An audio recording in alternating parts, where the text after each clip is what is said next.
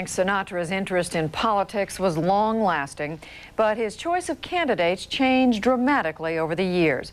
Our Bill Schneider has been thinking about the voice as a voter. Bill? You know, Frank Sinatra's political life was an odyssey from the left to the right. He was an Italian-American Catholic from New Jersey, and his politics reflected what was happening to a major political constituency in this country, the white ethnic vote. Sinatra started his career solidly on the left.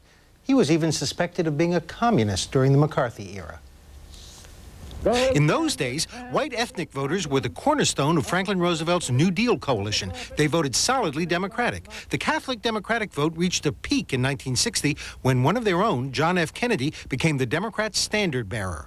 Nearly 80% of the Catholic vote went to JFK, and so did Sinatra, who became a close friend and ally of the president. The Catholic vote stayed strongly Democratic through the 1960s, and so did Sinatra, who endorsed Hubert Humphrey for president in 1968. But in the 60s, something happened to the Democratic Party and the white ethnic vote and Sinatra's politics. The Democrats took a sharp turn to the left, particularly on the so-called social issues. White ethnics parted company with the Democrats, and so did Sinatra. White ethnic voters did not share the Democratic Party's new cultural liberalism. Their symbol became the television character, Archie Bunker. In 1972, when the Democrats nominated George McGovern, the Catholic vote went Republican for the first time, and so did Sinatra. Political correctness came to rule the Democratic Party. Frank Sinatra was about as far from that concept as you can get, particularly when it came to women. Sinatra stuck with the GOP, and so did white ethnics. Catholics stayed Republican from 1972 through 1988, going back to the Democrats only once temporarily in 1976 when they voted for Jimmy Carter. Watergate did not deflect Sinatra, however. He was a Ford man in 1976 and a Reagan and a Bush man throughout the 1980s. In 1988, Sinatra explained why he changed from the Democratic team to the Reagan team. The Democrats, it seems, were not pleasing him. I like them as people, you know, and then I got a little cold about my team there for a while. It wasn't pleasing me. I didn't like the way they were doing things when they got elected, and I began to move around a little bit. And it's a wonderful thing to be able to do, to switch from one party to another. We have the right to do that. Social issues drove white ethnics out of the Democratic Party, but the Bush recession of the early 1990s brought them back. Not Sinatra, however. He stayed with Bush in 1992. But even under Clinton, the white ethnic vote is not the Democratic powerhouse it used to be. In Sinatra's native New Jersey, the white Catholic vote went to Bush in '92 and Dole in '96. Sinatra's politics, like Sinatra's music, lives on. Judy? Indeed. Bill Schneider, thanks. He went from Hoboken to hobnobbing with the White House crowd. Insights into Frank Sinatra's high-profile political friendships when we return.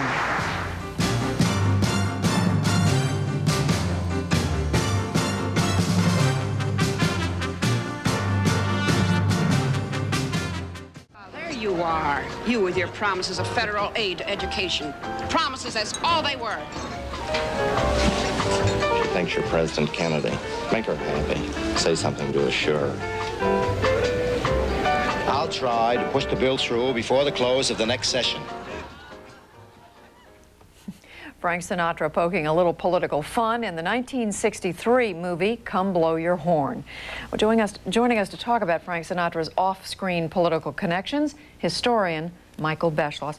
Michael, we saw that quote from Sinatra a little earlier in the program where he said, I think he was talking about having campaigned for FDR, and he said, I think it's the duty of every citizen to work for the candidates of his choice. How political was Frank Sinatra? Well, you know, that seems like a bromide in 1998, but in '44, it was pretty rare when you had a lot of actors and singers campaigning for politicians. They were oftentimes advised by their people that you don't do that because you might scare away certain fans who don't share your political views.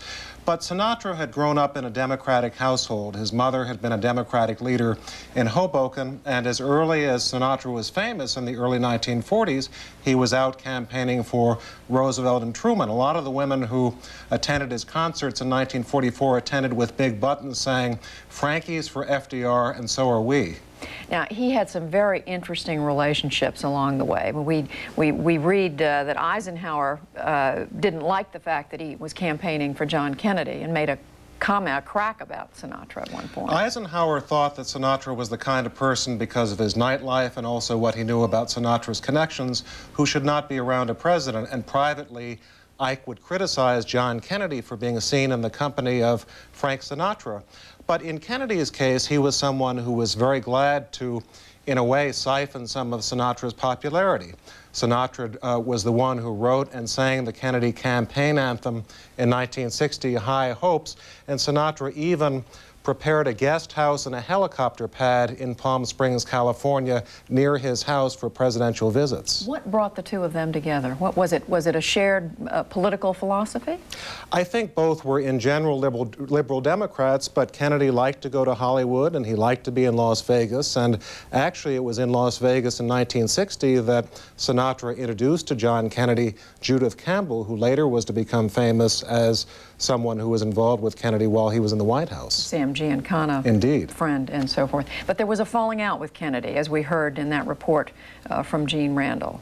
There was, and although Sinatra was a Democrat, he was never an ideologue, and he was deeply angry at Kennedy when Kennedy in '62 not only refused to stay in the guest house, but stayed instead with Bing Crosby, Sinatra's great rival and a Republican, and I think in a way that began Sinatra's slide away from the Democratic Party. Now, there's a story about what did Sinatra do when he found out about this? We don't know if this is true, but there is a story about his reaction. It is said, I think there is no way of avoiding today the fact that this is also a man with a very big temper. It is said that he went out with a steel mallet and started to break up the helicopter pad and threw out some of the clothes that were in the closet of the guest house. So this was someone who, needless to say, had deep passions that also were expressed in his music. And this coincided with Sinatra's moving away from the Democratic Party, did it not? It did, and you know, often when you're trying to explain someone's political behavior, part of it is ideology and part of it is emotion. Sinatra never forgot the fact that he had been humiliated by John Kennedy, so in a way I think he felt it was poetic justice that 10 years later, who should he wind up supporting but Richard Nixon, John Kennedy's great political enemy. Now, what was his relationship with Nixon? Nixon was very conscious of the fact that not only was Sinatra popular, but he was an emblem of the Italian Americans, the ethnics of the Northeast, basically traditional Democrats whom Nixon hoped to attract. These were people who in the 80s were called Reagan Democrats. In '72, Nixon called them part of the new American majority that he was trying to build. So to have Frank Sinatra campaigning for Nixon as a well-known former Kennedy Democrat was very helpful to what Nixon was trying to do in running for re-election.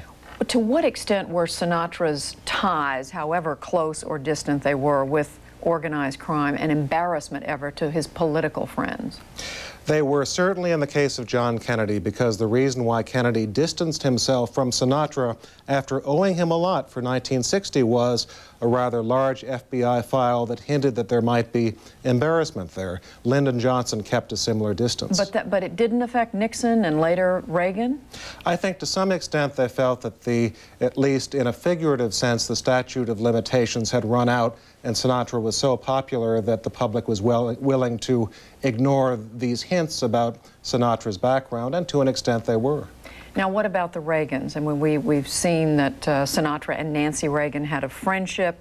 Was this a genuine thing there, or was it more of a matter of political convenience? I think it was a genuine friendship by 1980.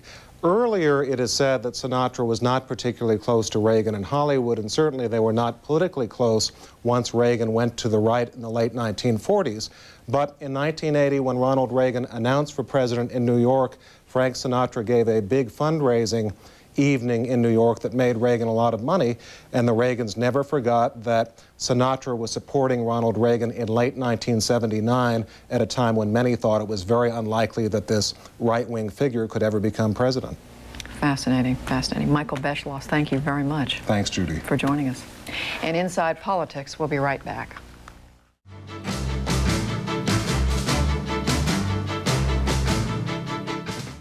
In my life, I've got someone who needs me, someone I've needed for so long.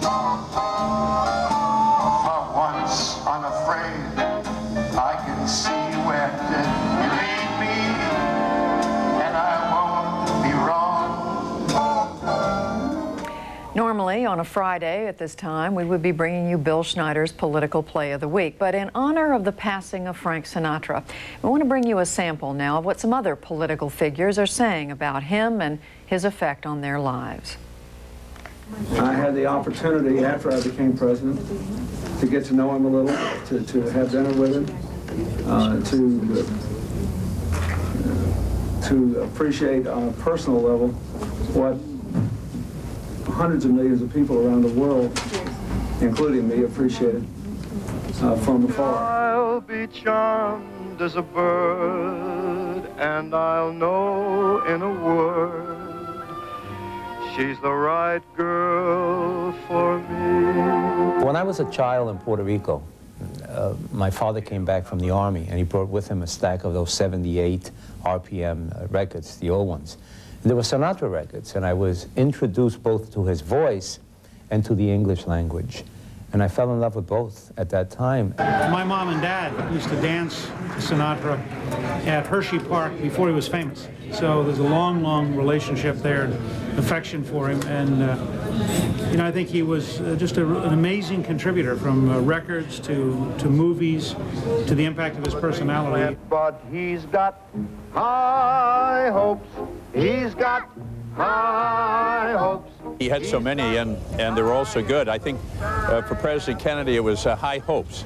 That song came out in 1959, and it was a great success. And my brother used it, adopted different words for it, used it in the campaign for 1960. So that had a special meaning for the members of the family. Inside him, there was a collision of contradictions. Generous, loving, warm. If you needed any help, he was there. But there was also a dark menace lurking just beneath the surface with Frank. I think that's one of the reasons why he was so mesmerizing, is that he had this conflict in character. I remember him as a thoughtful man who talked to a very young person who was just starting out in her career about what he was reading about. I set out for his 80th birthday in 1995 to go out and get sponsors for a bill to give him the Congressional Gold Medal. When he said to me, "I want to thank you, sir, for allowing this to happen. This is the greatest thing that's ever happened to me." And I said to him, "You know, sir, you've received so many awards." Then he said something that really stays with me. He said, "Yes, but this award is from the Congress, and the Congress represents all of the people. And I imagine that this way is the way that this nation has said thank you to me." Frank Sinatra is frozen in time.